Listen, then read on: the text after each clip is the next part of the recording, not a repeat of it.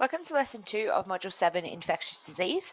In this video, we're going to be looking specifically at the modes of transmission, and specifically we're going to be looking at water and food samples and looking at how we can actually see some of these pathogens that we've talked about in our water and our food as a good and a bad thing.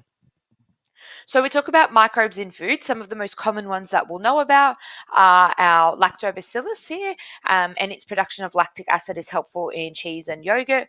And then we see our Saccharomyces, which is another form of bacteria which produces things like beer, wine, and bread. So the yeast kind of components there. And then we also see on the left-hand side our soy sauce. It does in fact have a microbe in there. And then we can also see microbes in water, which, unlike food, is not necessarily a good thing. They're things that we don't want, and we can't necessarily see them with our naked eye. When we talk about water quality, we can look at physical, chemical, and microbial characteristics.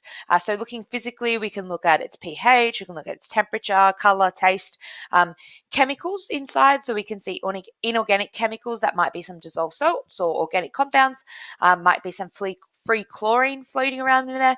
And then we look at its microbial characteristics, so things like pathogens and cyanobacteria. For our drinking water, the water that we get from the tap is treated, and it's treated on behalf of Sydney Water for us here in Sydney. And the way in which they do that is these three processes. So the first is filtration, and this is where we have fine mesh screens, coagulation, and the removal of flux. This is the first part that the water goes through. It then undergoes a disinfection step where it has chlorination, chloroamination. It's treated with ozone and UV light, and this helps to kill pathogens, disrupt their life cycles, and prevent any future transmission. And then we have fluoridation, which prevents dental decay, and this is added to our water under the advice of New South Wales Health. So here we have this in a picture form here, and we can see that it comes from our reservoir, which are our dams, all the way to our water storage and our distribution through our pipes that comes to our houses. So in Australia, we have drinking water guidelines, and these are specific standards which guide us on what constitutes good quality drinking water. These guidelines always act on the side of safety, and it sets the contamination values lower than the level that's considered safe, and these include both health and aesthetic guidelines.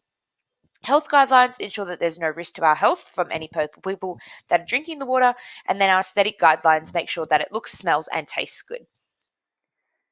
When we talk about microbiology, which is the practical we're going to do in order to test our water and our food for any bacterial contamination, we're talking about these microbes that are present in air, water, and food that can cause disease. When they reproduce, they can form colonies that are visible to the unaided eye. We can then grow these on agar plates like we would have done in the junior school, and we can distinguish these colonies based on their size, their shape, their surface profile, and their color. And we can differentiate between bacterial and fungal colonies based on what they look like on agar plates.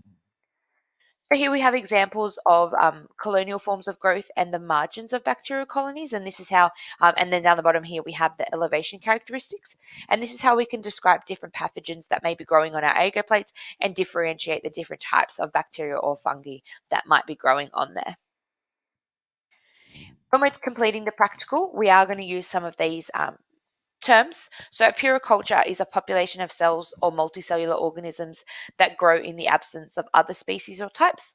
A colony is a visible mass of microorganisms that originate from a single mother cell. Streaking is a practical technique used to isolate a pure strain from a single species of microorganism, and we always need to use the aseptic technique, which uses practices and procedures to prevent contamination from pathogens. That concludes Lesson 2. Make sure you tune in for Lesson 3.